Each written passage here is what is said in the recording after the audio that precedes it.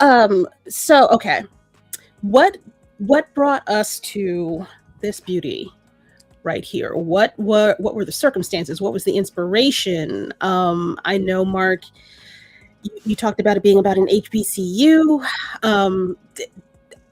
I will say this: when I was reading this, every time I was reading a page, I went, "Oh shit!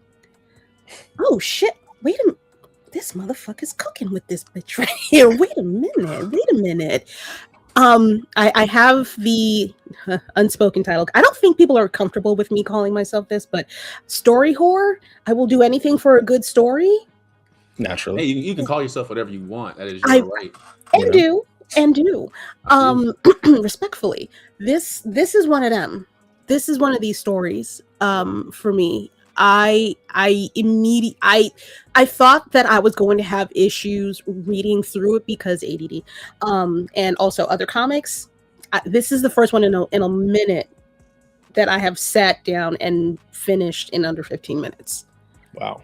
I ate this down. I love a story that is cohesive. I love a story that will that kind of ties everything together. There is a little bit of a slow build, but not in a bad way. It gives me time to digest what is going on in the story without having to go, but wait, what did I miss? I think I saw something over here that might have tied back to this page over here. I didn't have to worry about that.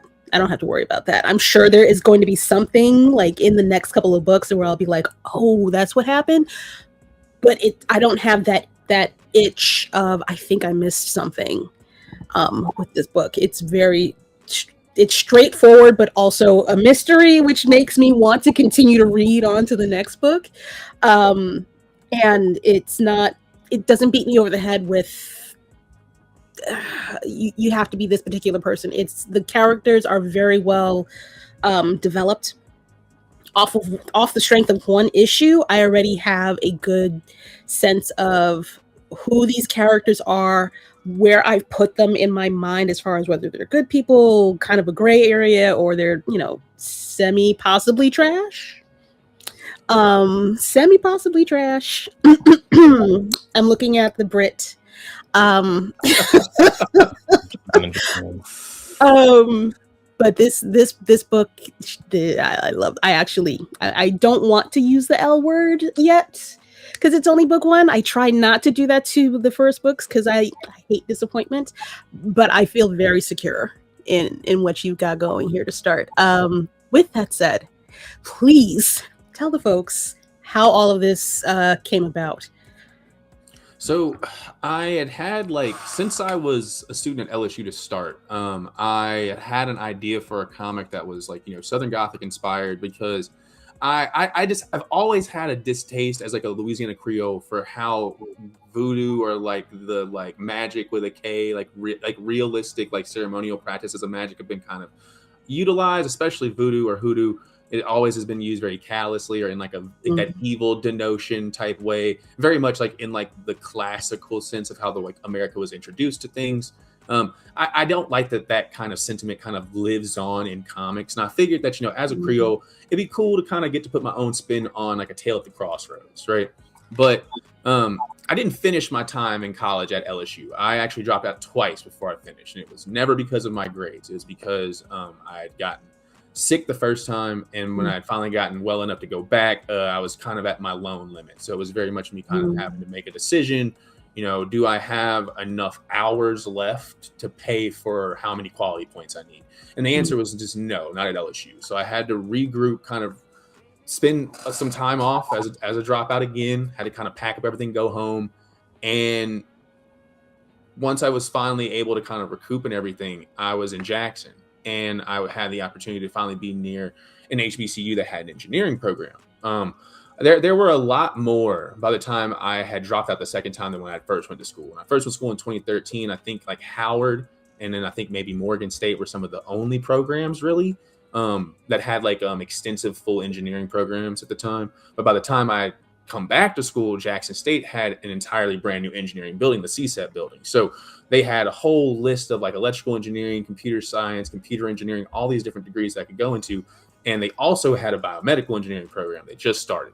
And I was a biological and agricultural engineer over at LSU. So figured it was the best fit, decided to re-enroll myself. And it was after, 2 times of having to call myself a dropout, after thinking that maybe I was going to finish things, get things done.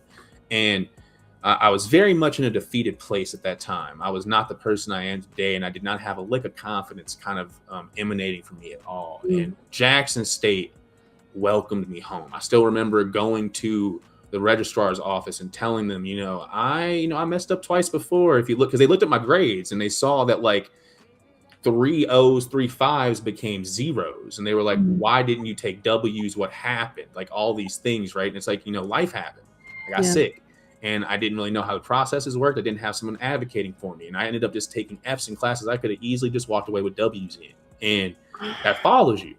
And getting to go to Jackson State, they kind of welcomed me in. They saw this progression in my grades, how life kind of hit me over the head twice and like told me, the school you went to before made engineers. We make Black engineers. And I think you can have a home here. And that's what I needed. And like I was taken under the wing. I was given so much support. I made so many friends, so many people that I still talk to today that like believe in what we're doing even to this day with the comics, even though it's not engineering, because they just trust in what I'm trying to do. I found home after being told deliberately by LSU that I probably should just reconsider engineering. I literally remember them bringing me into the office to tell me that when I tried to get special permission to take 2 classes at once, because I needed to take one as a co-rec. I'm sorry, it's a prereq, not a co-rec. So having someone explicitly tell you maybe you shouldn't do this, it's just going to light a fire underneath you. Even if you aren't that confident, you're going to want to get back in. And I remember when I re-enrolled, there was this question: do I do biology? Do I do biomedical engineering? Maybe I just need the layup, which is hilarious to call a biology degree a layup. But at that point, right? I was going to say, sir, that's hard. I know. That ain't nothing to sneeze at, bro.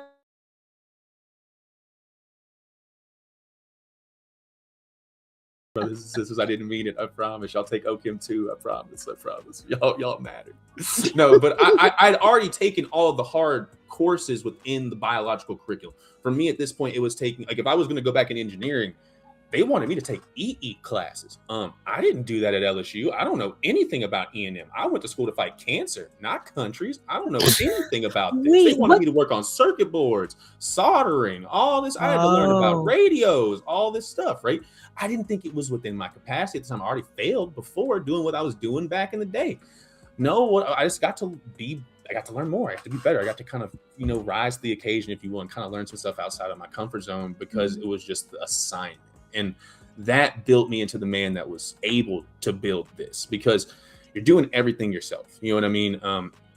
You have to do logistics, you have to do distribution, you have to do marketing, you got to do promotion, all this stuff. You got to actually write the book, you got to actually coordinate all the people together, you got to send out contracts, do legal facilitation. You very much have to be the boss. And I don't think that me when at LSU could have been the boss I am today. And Jackson State is the reason why I am that man. And I wanted to tell a story about a group of people getting to have that in their corner, getting to have an HBCU be their setting, their home, and their safety against a world that does not understand them. Because, as you saw in the first issue, the second they walk off campus and go downtown, they're back in the real world. Yep. And I wanted to showcase how much I got to grow just because I finally got to feel safe in my education for a second.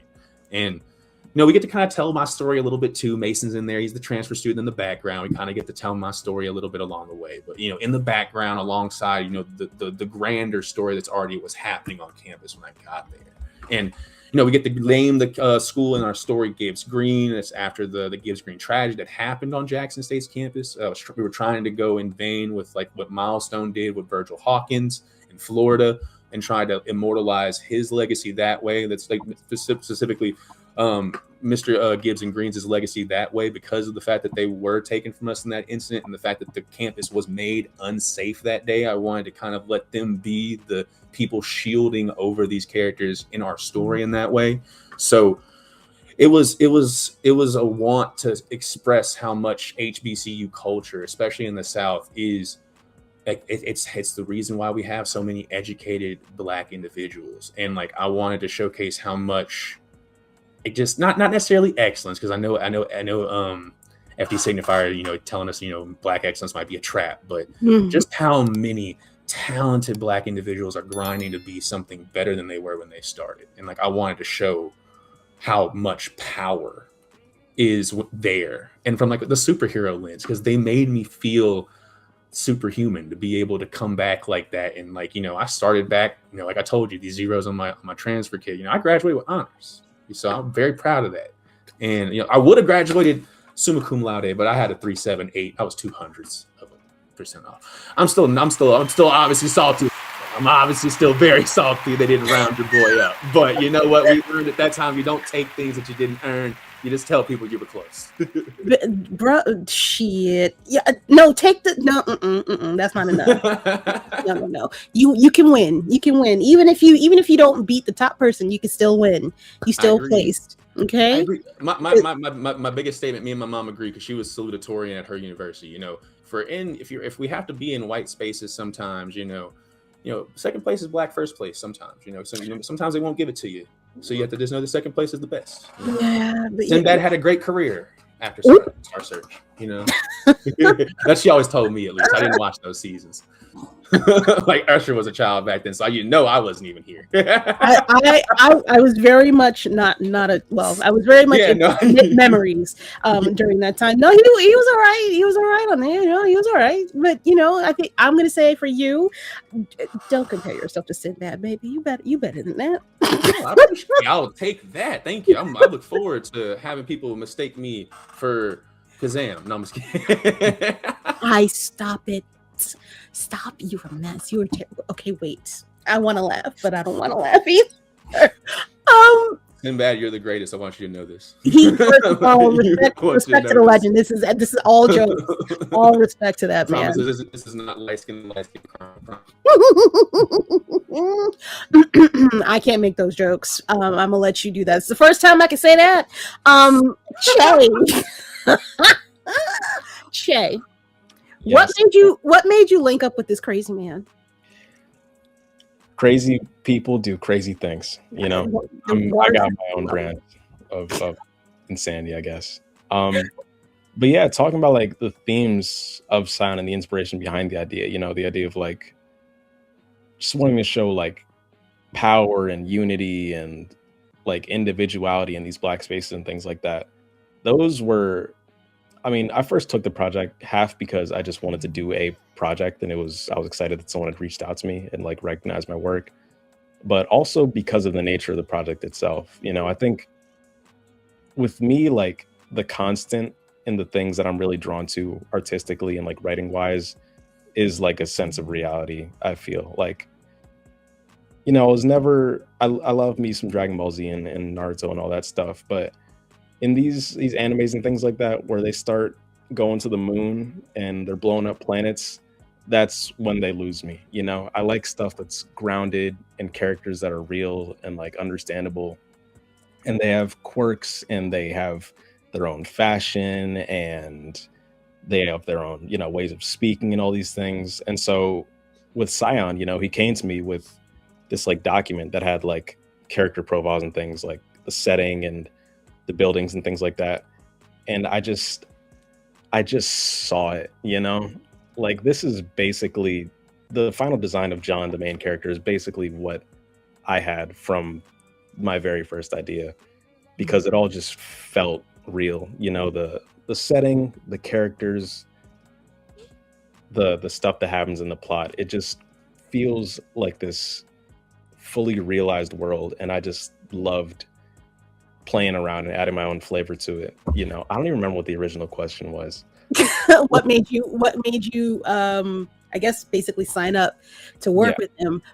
But you talking about that and me looking at the cover, that's exactly, it looks like you drew exactly what it felt like working with him, like, because you have all these different iterations of John, and they all come together at the end.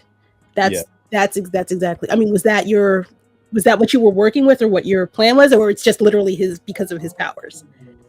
Again, like a bit of both. It feels, it's a cool representation of like the supernatural element, but also like it really feels like the beginning of something, you know, the fact that he's literally walking across the page and we're seeing all these like different sides of him, all these different like interpretations of reality. That's kind of what the book feels like as a whole to me. You know, it's watching this character and his like close cast of friends and things just walking through a world that's confusing, but they have each other, and you know, they got what they got, and they're just facing all these challenges and trying to make it, you know. And I just thought that was really cool. So that was, I think, what had really drawn me to Psion. You know, if I had gotten 5 projects on my desk, I'm sure this is still the one I would have picked, because everything about it just really appealed to my sensibilities. And also, you know, I just wanted to dive in and take on a challenge. It's a 48-page graphic novel. This is the first graphic novel I've ever done. First full comic I've done. Webtoon, you kind of just get the art done and post it, but you take shortcuts because the deadlines are so fast and things like that. But You were, I don't know. I'm a doer, I guess. I dove in, and it was the right project that I've been on. so you talk about shortcuts. So you feel like you didn't take any with this? No, honestly, I really How- didn't, because you kind of can't with Yeah. well, that's not entirely true. There are ways you can not cheat things, but like sort of get yourself out of the problem solving of drawing. You know, you could trace, you could copy layouts, you could copy panel compositions, and all that stuff is valid to an extent. Like, I steal from artists I like all the time, but one thing about me is that even if I'm heavily referencing something, I'm going to change it if it serves the story. You know, if I have a shot in my head that I want to execute, I'm just not stopping until I've executed it. You know what I mean? So in that sense, it's always a challenge, but it's so rewarding, because once you've done it, I mean, I really can't express how crazy it is to draw 48 pages in my room on my drawing tablet and then have it be a physical, tangible book. Like, it's crazy, you know? Like I said, I've been drawing since I was 5, and this is a real thing that I've helped make. Like, it's such a cool, strange feeling, you know? So I just take the challenges on as they come. So if it's, hey, if the script calls for like a LASIK exam, or a man that can see X-ray vision, or an entire college campus, I'm gonna just figure it out, because I want to tell the story, you know? You did the coloring too? Yeah, all of it. You did everything but the lettering, which is also I don't be clocking the letterers, and I'm very sorry about that. You got a big name for the letterer. Yes, we did. Yeah, we knew that it was kind of a kiss of death sometimes in indie, whenever you decide to cheap out on the letters. And it's the cheapest part of the process. I mean, I'm gonna be honest. It makes sense to splurge a little bit in that regard. So that way, one, you know, we can rub elbows with folks who are, you know, definitely punching up on our weight class. We want people to know we're here. But also, we want, it felt like it bona fide us a little bit. If we have a professional lettering studio, especially since, you know, I told you I fell in love again with comics with the Milestone Returns books. You know, I'm flipping through these books and seeing and world design on, you know, some of my favorite Black comic books. You know, I want us to have that same type of polish. So, and Che's artwork deserves it. It deserves to have letters that really sing to the artwork that he's already given. So we called up Darren over at And World. They were great. I got to meet DC because of him, and he's been fantastic to work with, and to be able to get letters for him like that. He made it so easy, and he didn't make us feel as though, because we were newcomers, that we were somehow out on an island, or that we should know more. Like, he was willing to kind of work with us where we were, and I really appreciate them for doing that. Like, And World's such a great studio. Mind you, if you do not know who And World is, they also did the lettering for the new DC, the history of the DCU, the Dakota incident. Yes. So big deal, big things. Okay, that is nothing to shrug at. Every third book. Yeah, like they're the guys.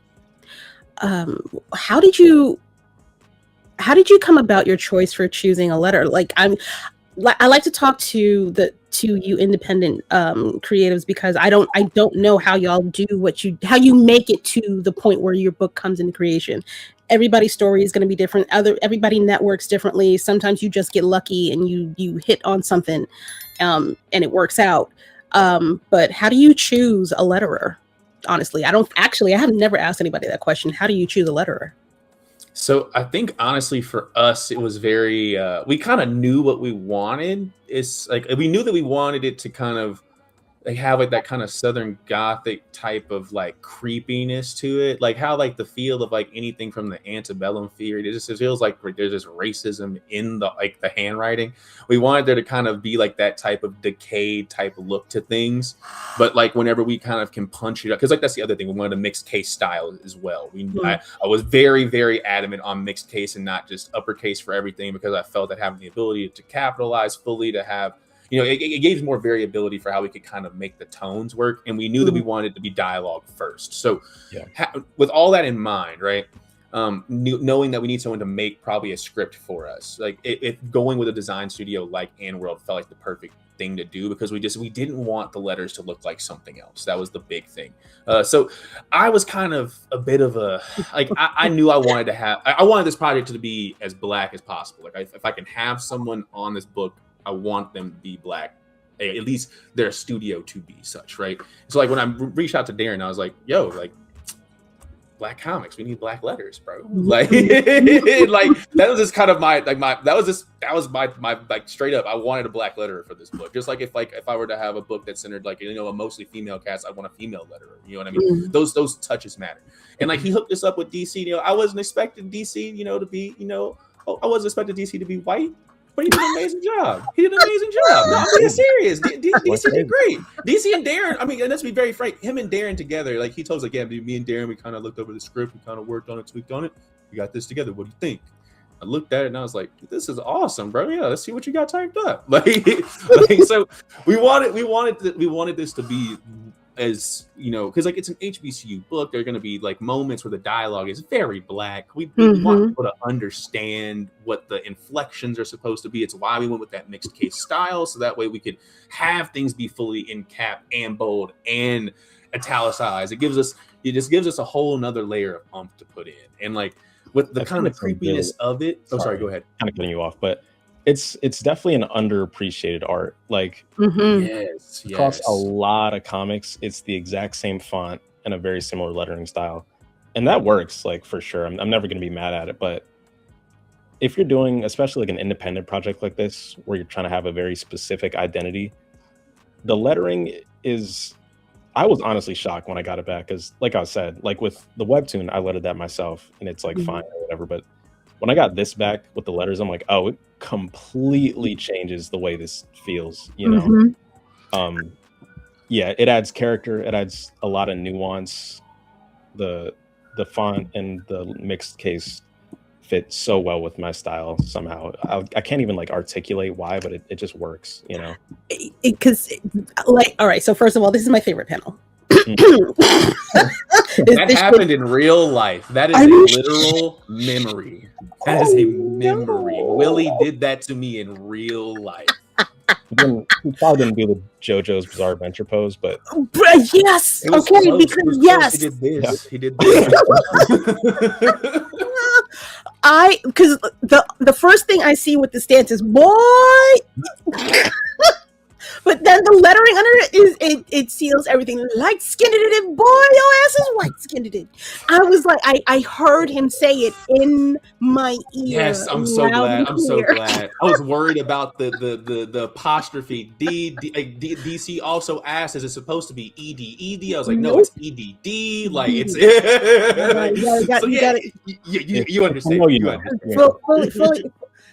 Definitely in my blackness, my blackest of moments in that panel. I promise you, it came through loud and clear. It was very much the Boondocks in my head. Perfect. I'm trying to think of where else. So the dog. First of all, the dog. We're gonna get back to the dog. But it's very it's not very typical to see the creators in their own book. What made you decide to make yourself a character in your own in your first comic at that? Right. So it definitely can come off as self-serving, which was something that I kind of wanted to address out the gate. I felt as though, so one thing, whenever we were developing this, I got to have the pleasure of doing a double feature across the same week. I'm calling it a double feature because I went to the movies twice, but I know it's the same day. But I got to watch within like a week period Everything Everywhere All at Once and Nope. And easily two of my favorite movies I've probably watched in the last decade. I think that they're both 10s.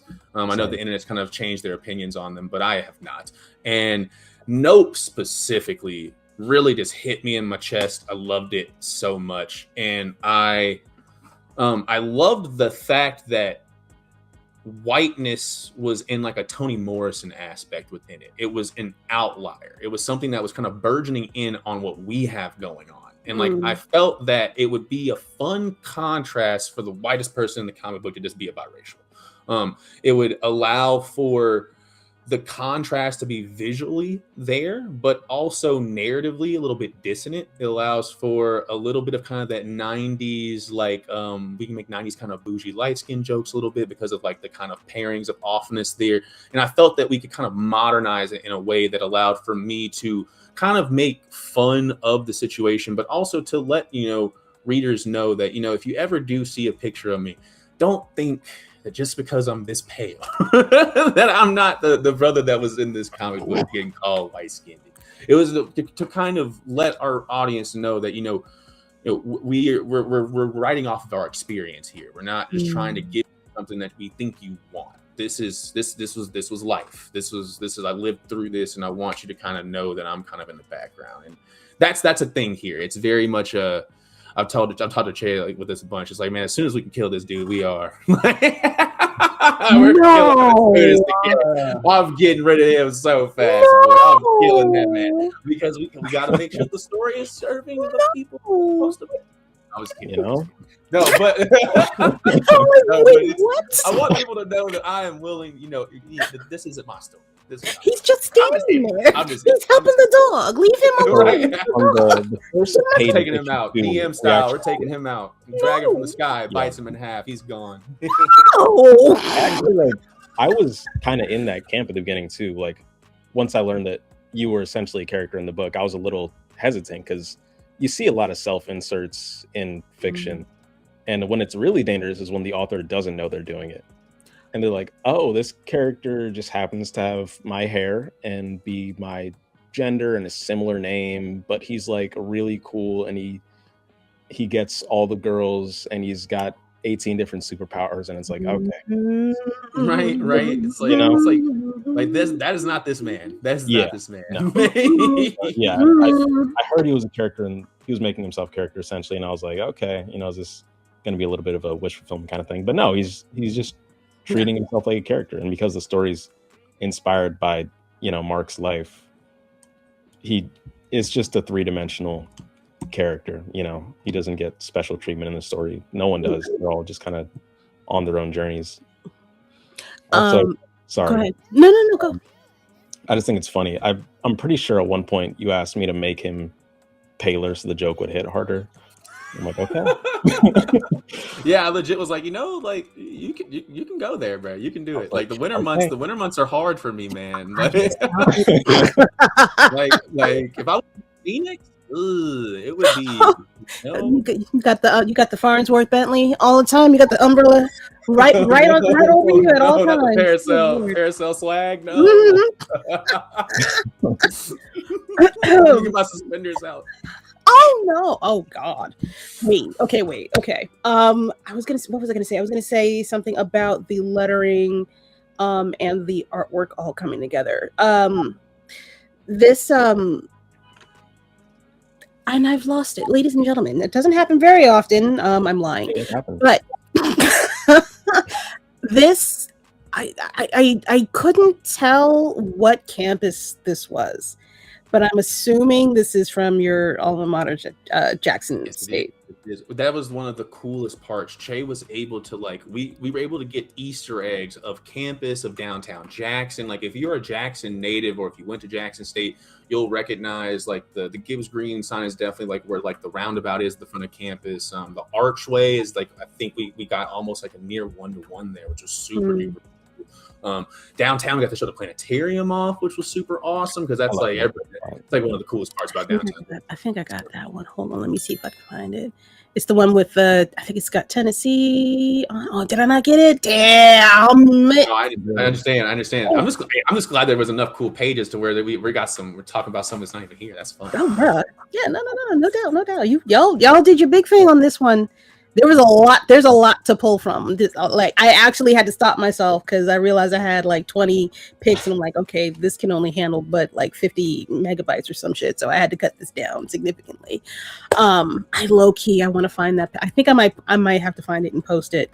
But I really liked it because it has the what is it? Soul of Tennessee mural on it. The City of Soul store. Yeah, the City of Soul mural. Yeah, so we got to. Yeah, so that was also super cool too because then downtown Jackson there is a City with Soul mural. It has like David Banner and like a couple of other folks that are like Jackson legends, like on like just Mississippi legends in general, right? People that you wouldn't know that were born in Mississippi. So we kind of like Che took that idea and was like, we won't have to do 1-to-1. We could do our own thing. And he like kind of went through and found like different legends that he found kind of born in Mississippi and kind of put them up there. Honestly, my favorite inclusion that you have was Bandy, bro. Everybody forgets that Bandy and Ray J are from Mississippi, man. Everybody forgets that. So I love getting to put Brandy Norwood up there with that beautiful smile too. Like it was so fun. I loved it. So like that was one of my favorite moments back in the day. I really forgot that I don't know why. I always think they're from like Cali or some shit, but that's because they moved. They had to go be somebody. They had to go move for a little bit, but they still remember they're from Mississippi. They still tell folks, which is nice. Yeah, I mean that's the least you could do. Randy on there, like Miles Davis or something. Miles Davis. Who else? I can't remember anybody else. I feel like not Aretha. Where is she from? Other singers. That I could look at, that I promise I could look up to. I'd remember if that's all, but yeah. He had the idea of throwing the mural in there. It was in the script, and I was like, yeah, let's get our. I'll make you big. There you go. Yeah. No, that's a great shot. That's a great shot. It really pulls you in. It pulls you into the story. You feel like you're part of it a little bit. You're not taken out of it. I know that some people will do like these splash pages that are just all for the gotcha moment, but I like the fact that y'all kind of kept it a little bit subtle. It didn't take up the full page. You know what I mean? Like also, I'm sure the work was a lot easier for you, Che. Did I have to draw something quite so large? Let's talk about some of these characters. Main character is John Lewis. What, pray tell, made you choose that name? I got you. I know it seems out of place, but John is a person I know in my real life. John is actually based off of a real person I know named John Lewis. And John is from Atlanta. He actually was a part of the junior representatives when he was younger, and he actually got to meet Representative Lewis whenever he was younger. And whenever he met him, he's like, "Hi, Representative Lewis. I'm John R. Lewis from Atlanta." And he's like, no, I'm John, right? So it was them having this kind of fun interaction around the commonness of their name. And if you look at John on any, because John's big in the political realm right now, he's kind of making he's trying to take political swings right now, which is really cool. Like in local government, just trying to do just working, trying to make the community like a more cohesive place. John, his social media handles is a common username because it's just how he's met a lot of John Lewis's over the years. But he and I both agree because he allowed for me to use his likeness for this story. Because we both agree. Because John, whenever I knew him in undergrad, he was such a he could speak truth to the most loud room, and it was like people knew to listen to what he was saying because he wasn't trying to impose on anyone, and he wasn't going to beat you down with it. It was either you can take it or you can leave it. And I really appreciated who he was in our friends group back then. I wanted him because like we were just kind of friends in passing, and his effect was still that big. So I knew that like I wanted to kind of tell a similar story through this book, right? And we were able to kind of layer a lot of themes here. The one being like, the burden of having such an important name. Like, how would that? What weight would a young man have if he was named, the same name as a civil rights legend? You know what I mean? Oh, can you hear me? Yeah, you're back. Okay, cool. So it was the idea of like, there's a weight or burden that might come with, such an important name. You also having that, would it inspire greatness also within you, or would you feel burdened by it, right? So John is both a person I know in real life, but also it's us trying to add a little bit of weight to the idea of an important name maybe being passed down to another important person because he's willing to take on the burden, if that makes sense. Yeah. There's some other elements there too, though. John is definitely, we're taking some mystical elements with the idea of John here. So some other things there, if you are pray tell of that type of stuff, like John the Conqueror, different things like that. So a leader of men, different things like that. So we're taking some big swings. We're taking some big swings with John. John's doing a lot. He's doing a lot. There's another character that I noticed that's doing a little bit of legwork too. If you don't know your Roman, your Roman gods, you might miss it. But first, I want to talk about Miss Danita. Yes. Now I like her, but I also don't like her. Yeah, she got some growing to do. Our girls got some growing to do for sure. It's very much our cousins across the pond who don't understand why we don't know where we come from type of energy. I don't the diplomat daughter energy too. On top of it, she's been in some important rooms. She knows it. Things like that, right? So she has a story to tell. She has an interesting story to tell. She was birthed off of the want to talk about foreign exchange students having like a home at HBCUs. If you've ever been to an HBCU, you know that we have a very large wealth of important people who are foreign exchange students at the university. Diplomats' daughters, people who are a part of royal families. It's very, very common for them to want to choose the South because they just want to be around Black people. And they want to experience what the South is. They want to hear about soul food. They hear about, the football games, tailgating. They want to be a part of that.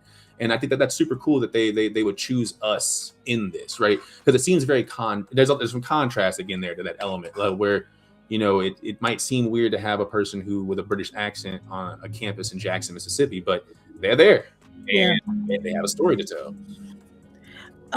There's a lot to what you're saying. I often wonder what it's like to be a diplomat's daughter and have people of the non-melanated persuasion come over there and act like who the fuck they think they are, and then you realize maybe not, you're not the sauce I'm looking for. I need to find somebody else. And I wonder if that is more that causes them to lean more towards people of color, to be surrounded by those people, to not be treated like you're less than because of the color of your skin potentially, or whatever country you may come from, regardless of what your accent is.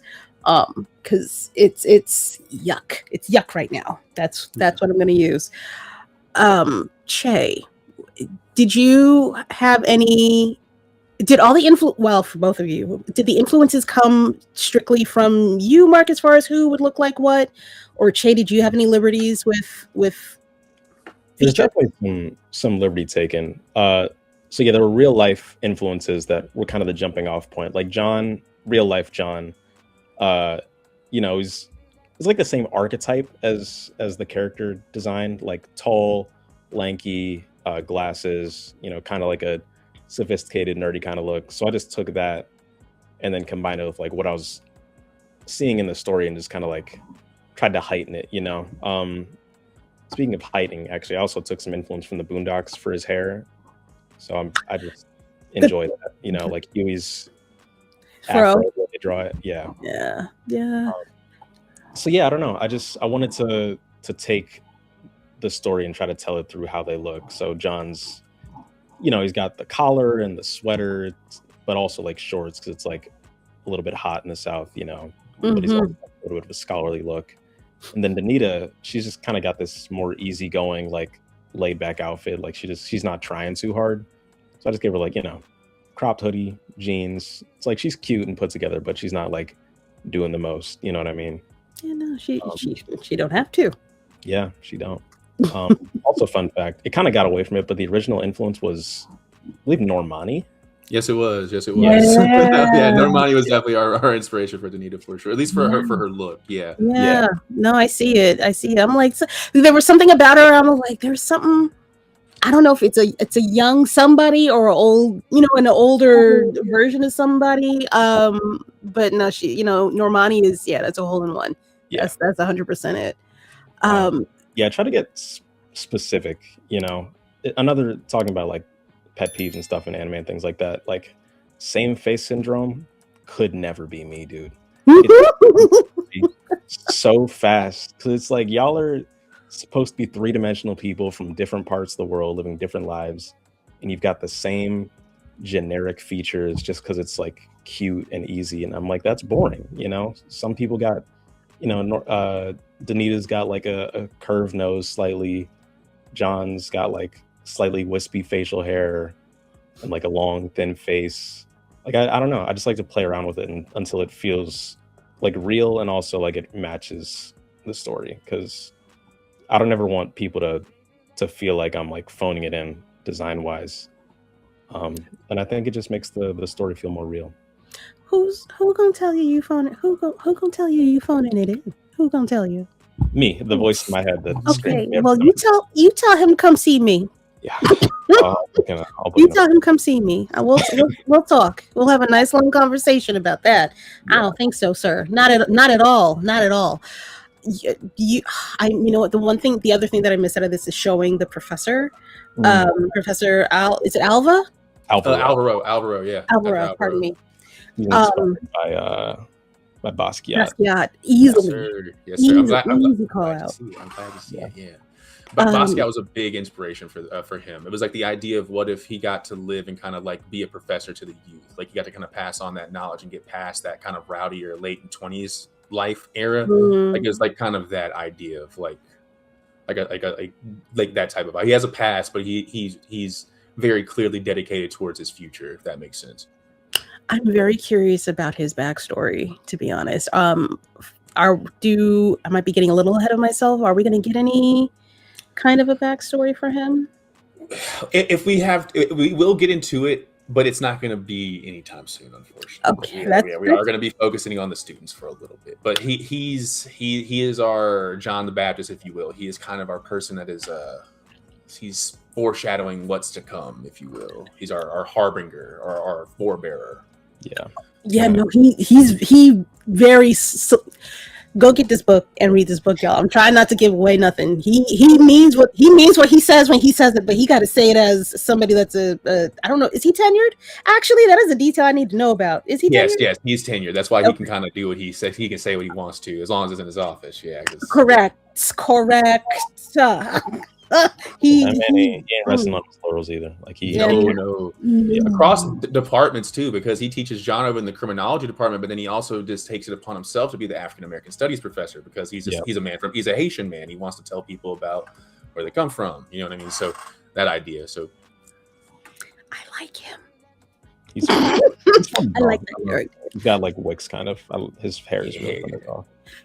Yeah. But just like as a character within the story, I'm trying to think of who he gives me Black Alfred vibes. But from like Alfred Pennyworth. Yeah, Alfred Pennyworth, but a little bit of Jeffrey from Prince of Bel-Air. Yeah. He's like, listen, son, I'm gonna tell you this the way that I'm gonna tell you, but I need you to understand subtext, because I'm saying this type hood, but like polite.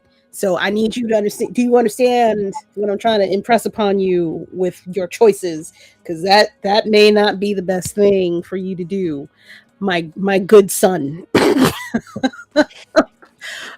He's incredible. He drew me. He drew me in a lot. He drew me in more than I expected. But Miss Danita, she's pre-med, correct? Well, he is. Yep. Well, he is. What is he? He's going criminology. He's criminology. Okay. I was gonna say he's not pre-law. I guess it's just criminology. Do you have a backstory on how the two of them met?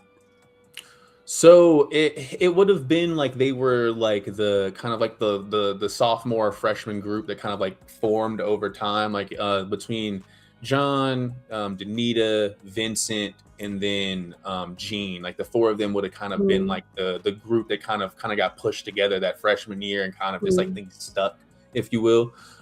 So like it's like study dates, people having to go and get food late at night, the whole crew being together, that type of vibe, and like them being young and just not really kind of, they're young trying to just figure it out. And like now we're at the age where figuring it out means like life goals, different things like that. What I want to do after graduation, and I knew I wanted to play on the Sherlock and Watson dynamic, the idea of like putting the doctor and detective together, but in like the Southern Gothic sense, and like they're in training too, so like they're kind of still figuring it out. It's like us getting to see them flower into a duo that could be like the South's finest, if you will. So I you know what, I didn't think about that. I low-key saw me in college. Like, you should probably go get that checked out. It sounds like an ulcer type of thing. It's like, you mainlining coffee and Red Bulls for the last 6 weeks. I think it has finally caught up with you, my good sir. You might want to get that checked out because your breath is also bumping, and it's all the time. You can't brush that away, baby. I love you. I say it because I care. Yeah, no, it'd be rough out there in these streets. So, is Danita conservative? Kind of. No, not at all. Definitely not. She is with this scene in particular, right? This in particular, yeah. We wanted to vent frustrations over the difference that like small town versus large town people would have with like the unhoused conversation. Where I'm from, unhoused people are usually folks who slip through the cracks because they were either mentally ill and they couldn't afford their medications, or because someone forgot about them, and they need a society that can kind of see them, welcome them in, and kind of help them get back on their 2 feet, which would require a lot of infrastructure that they just don't have access to. So the best case scenario most of the time when I was a kid, just handing $1 and probably just saying, have a good day, I hope things go well for you, is probably the best option.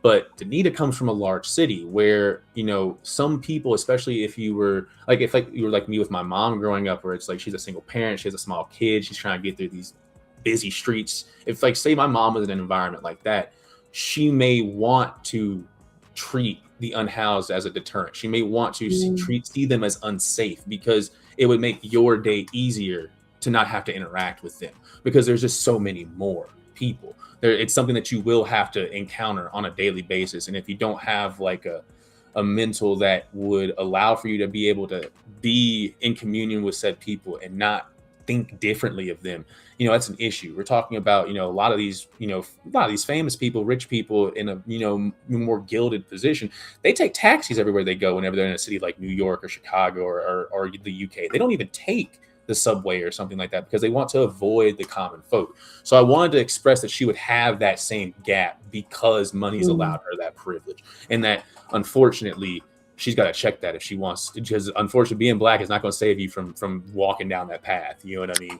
And being on top of it, and that gets into the conversation about doctors in general.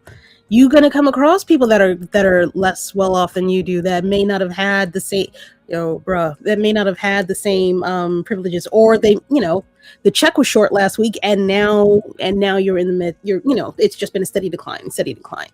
That is, Danita, you gotta, baby girl. You have to check that at the door for sure. Yeah, you need your wake up call, boo cakes. And you're far away from home, just like John said. We're a long way from home to be acting like this, man. Correct, baby.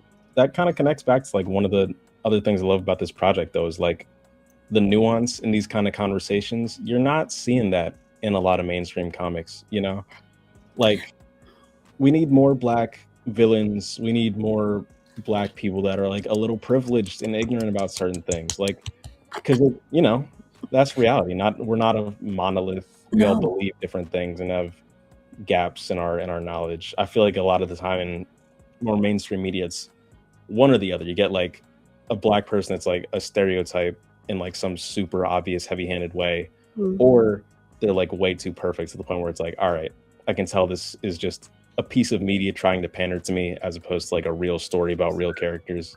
That is, yes, that is precisely it. And let me tell you, as a Black woman, I get it 2 times, because if you're trying to write for a woman as a man, you're not hitting it, baby. You're not hitting it. You ain't hitting it. And then you're a white man trying to write for a Black woman, makes me nauseous. It's hard out here for y'all. Like, just a touch. It is extremely frustrating. It's extremely frustrating. Because all you really have to do is ask. Yeah. All you have to do is ask for help. Actually, did you ask any of your lady friends about this character to get a little bit of insight? So my girlfriend's my editor. So I'm at the ground floor with her on pretty much anything like this. Yeah. So we're definitely fighting about that before anybody else even sees it, right? And good fights, good sparring is training, right? Even Jacob rests with God. So learners. But we.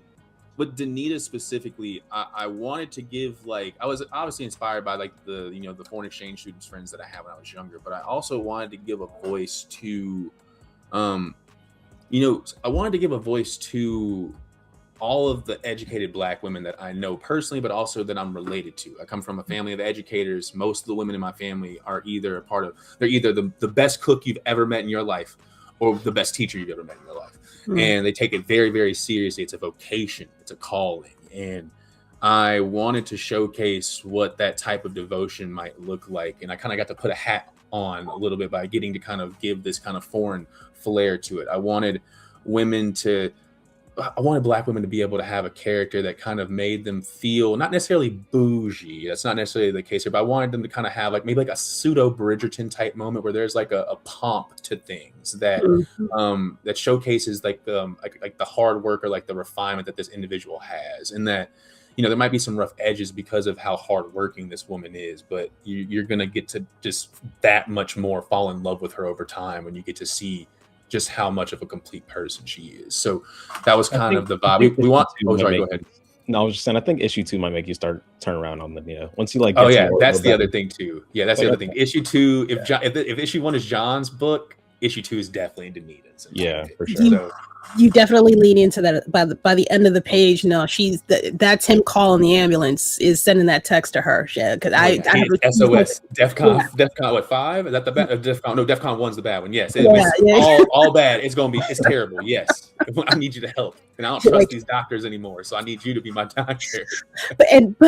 Okay. So I'm gonna get. Let me see if I put it on this next one. I really hope I did. So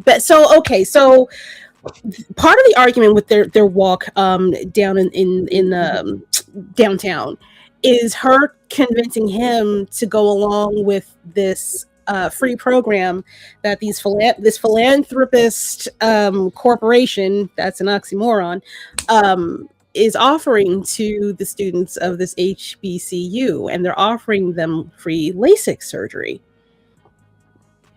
That's odd. Okay. Right. That doesn't seem. See what happens. Yeah, we're just gonna fuck around with your eyeballs, It's free. It's a $10,000 surgery, but no, free. Everybody gets one. So part of their discussion, I won't call it an argument. Their discussion is about him just going ahead and getting the LASIK surgery done. It's for free. It's gonna change your look. You're gonna feel so much better. For her to be honestly the catalyst in order to get him to go against his better judgment itched my scalp something fierce. Just because of all the reasons we know here in America why we do not trust the doctors in our society as much as we should potentially or could. But then I realized it's because she comes from a place where there's nationalized healthcare. It's because it's not necessarily a for-profit system that she's like, what's the worst that's going to happen? So it's this is such a good fucking book, y'all. This is such a good book. It's I felt for him sitting in that goddamn office in this room, waiting for over an hour for a free procedure, and they're kind of just like casting him off to the side. He finally gets in, he sees the doctor, and immediately spidey senses are going off. Yeah. Immediately. What I didn't get I think I do get it, but I just want to confirm. The weak handshake. Gotcha. It's literally just I was just like, the scene, we're setting up this sort of off-kilter move without giving too much detail away. Things are starting to feel off. He's like a little uncomfortable. He's in this weird sterile room. And what makes you more uncomfortable than a weak handshake? Like from second one, you're like, okay, we're not going to connect as people, like something's off. And especially, sorry, go ahead. Keep going. I just thought it was funny. That's the main thing. Like, sorry, go ahead. No, I'm just saying all of the it made me feel creepy. It just made me feel creepy, and I don't care if you have a weak handshake or not. I'm gonna just call you a bitch and keep it moving. But outside looking at the visuals of it, it made the hairs on the back of my neck stand up a little bit. There was a lot of like pent up kind of feelings for this scene, honestly. I grew up, my mom was a school teacher. She worked a lot of jobs. It was just kind of us growing up, me and her and my nana. And we're Creole, so she really wanted me to have a Catholic education. So she really worked hard to kind of put me into like the small Catholic school in my area. Not a big Catholic school. It's not at all what you see in Gospel Girl. We're talking about, about like $3-4 grand a year to attend, right? So something that's like, if you decide to, work an extra job, you can maybe make it happen, right? Mm-hmm. And my mom was like, you're gonna go there, you're gonna do your best, right? You're gonna make good grades, you're gonna do what you can. And I always took all the honors classes, made good grades, never had below a 3.5 GPA. But what I noticed when I was in those environments was that I was given an expectation to always live up to these hallmarks of masculinity whenever it comes to professionalism. Now, obviously, in the grand scheme of things, I don't think that a strong handshake says much about you as a man. But when you're in a Southern environment around Republican voters and the only person's hand they're shaking like this are Black people, suddenly they don't want to hold up the end of the bargain here. They're not wanting to do these ceremonies that are indicative of men who respect one another. Suddenly they're going to give you this limp paw, right? And I experienced that from a very specific type of crowd when I went to that school, and all of them are doctors now. So it was very much me kind of, there was some weird element to all of this that kind of just made me want to put it into this moment of you kind of putting your hand out there firm, ready to shake someone's hand because you're there and you're taking things seriously, and all they give you is a weak paw for you to squeeze on. So God. That's yeah. What a vile sentence. But it's so accurate. I'm like, oh God, and better part, it's like cold and clammy. Like, oh God. Yes. God. It's like hands are supposed to be warm. What is this? Why are you alive? Are you alive? Like, are you ew, gross. Oh my God, let me let you know. Going to the OB is great. Really, really great. Anyway, a little bit too much detail, but that's what we're all about here at Room. We need to get rid of every man trying to go into that discipline. Already. Yeah. When I was younger, I didn't really put two and two together, but once you get to like adult brain, you start to think, what? Like, help. Like what? I probably could have done oncology or something. Like what? Look, the long conversations I have had with female friends about this is like, but why did you choose that? But okay, I guess. But anyway, proceeding. Has this procedure done? Everything looks great. Glasses officially gone. Brand new man, and you get the white guy wink and a smile, and then is also oh God, you're selling me something that I really don't want. I have a feeling that seals the deal for that. Brother, and then just jumping right into it, just gonna cut right into it. Something goes wrong. What how did you decide to I guess emulate this? Why did you choose what you chose to have to be the trigger for him? So, one, Jay did an absolutely amazing job with this composition. I pretty much just told him that I wanted to showcase like all of his powers kind of like manifest. Ooh, 1 second. I don't think it's you. I think it's Did we have a connection there interruption? we go. Now you're good. All right, Cox, I'm on to you. You're Come on, throttling me man. during moments of success, and I don't appreciate this.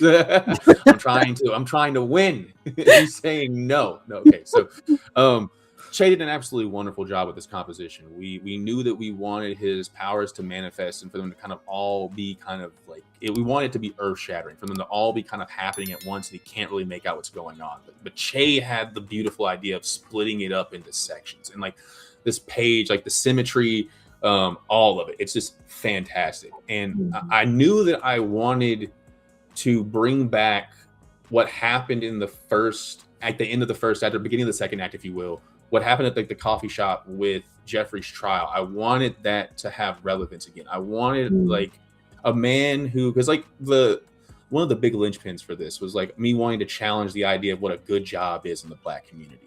There's a lot of jobs that Black men will kind of take just because it's a good job, quote unquote. It comes with a retirement. It comes with a bit of prestige. Whenever you say that you work, it comes with consistency, job security. All these things quantify up to a good job. And I think that being an inspector for the government, being a Fed, definitely has been one of those jobs over the years. And I really wanted to kind of have a young man who's wrestling with wanting to choose this as his career to have to also be contending with how many of us that they are actively taking away from us and showing it on the TV. Like how would you be able to walk into this career path without having some questions? And when, you know, what seems like something that should be open and shut, right, doesn't go the way it should, like it always does, because qualified immunity is always going to let a cop get away with whatever he wants.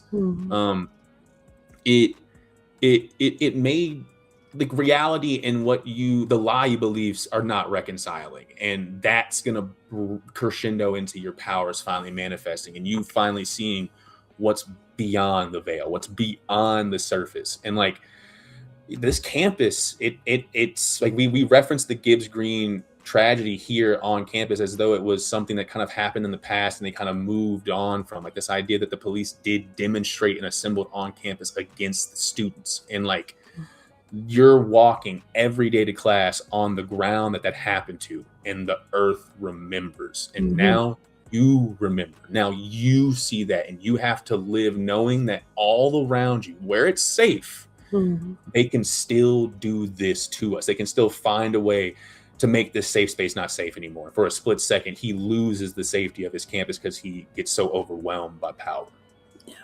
Yeah. And from a just purely drawing standpoint, you know, doing a book in general can be a grind at times, you know, because at the end of the day, even if I'm enjoying the project, it is still 48 pages, each with like an average of 6+ panels. So that's what's like 250 some drawings.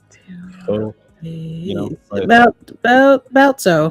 Let's say feels like closer to 3, but yes, probably.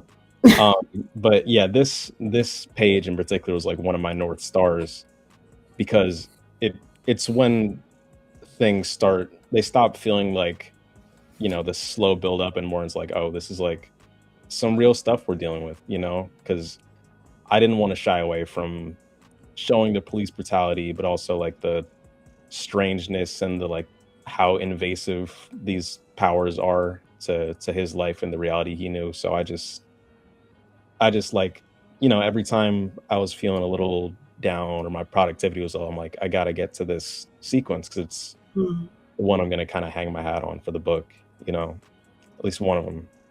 So yeah, I don't know. I wanted to do it justice, and I also thought it'd be fun to play with all these different effects and try to like merge them together. And I am pretty happy with how it turned out. Yeah. I'm just noticing the person on the ground. What is that? Is that in reality? Is that another flashback?